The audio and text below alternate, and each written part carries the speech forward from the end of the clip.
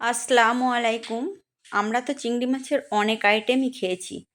চিংড়ি মাছের মালাইকারি খেয়েছি, চিংড়ি মাছের ঝাল খেয়েছি।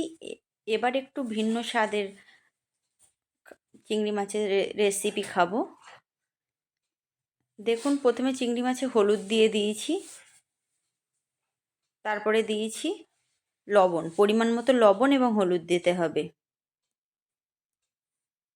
এবার অল্প একটু আদা রসুন দিয়েছি। এবার দেব পেঁয়াজ, 5টা পেঁয়াজ, বড় সাইজের পেঁয়াজ নিয়েছি। পেঁয়াজ এবং তেলের পরিমাণটা একটু বেশি দিতে হবে।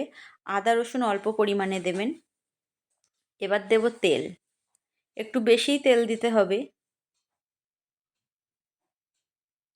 এবার এটাকে ভালো করে মাখিয়ে নিতে হবে। একটু লঙ্কা দিতে হবে, আমি আদা রসুনের সঙ্গে একটু লঙ্কা পেস্ট দিয়েছিলাম।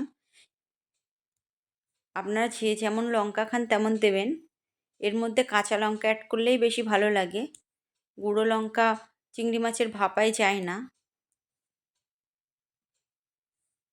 চিংড়ি মাছটাকে ভালো করে খোলা ছাড়িয়ে নিয়েছি। চিংড়ি মাছটা, এই আইটেমটা করতে গেলে চিংড়ি মাছের খোলাটাকেও ছাড়িয়ে নিতে হবে। এবার অল্প একটু জল অ্যাড করব, আপনারা জল অ্যাড নাও করতে পারেন, জলটা না দিলেও সমস্যা নেই। দেখুন, খুব ভালো করে মাখানো হয়ে গেছে। এবার আমি দিয়ে দিয়েছি লঙ্কা, আপনারা লঙ্কা যে যেমন খান তেমন দেবেন। আমি লঙ্কা দিয়েছি একটা।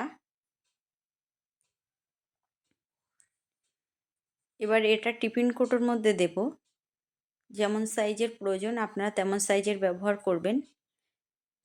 আপনারা চাইলে এটা ভাতের মধ্যেও দিতে পারেন, কিংবা জলের মধ্যেও দিতে পারেন, ফুটন্ত জলের মধ্যেও দিতে পারেন। আমি দেব কুকারে। আমি এটাকে প্রেশার কুকারে দেব। প্রেশার কুকারে দিলে অল্প সময়ের মধ্যে হয়ে যাবে। দেখুন প্রেশার কুকারের মধ্যে কিভাবে নিয়েছি। প্রেশার কুকারের মধ্যে দিয়ে দিলাম। এবার এটাকে আমি 10 মিনিটের জন্য রাখবো। 10 মিনিট পরে চলে এসেছি। দেখুন কি সুন্দর হয়েছে, এটা খেতেও খুব দুর্দান্ত লাগে। আপনারা যারা একবারও এটা খাননি, তারা একবার হলেও বাড়িতে ট্রাই করে দেখবেন। বাড়তি কোনো মশলারই প্রয়োজন হয় না, ঘরোয়া উপকরণ দিয়েই সব কিছু হয়ে যায়। খুব সুস্বাদু একটা রেসিপি।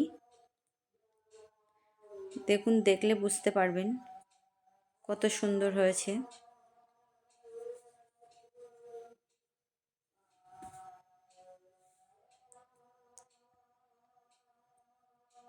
সবাই বাড়িতে ট্রাই করবেন, কেমন হলো আমাকে জানাবেন।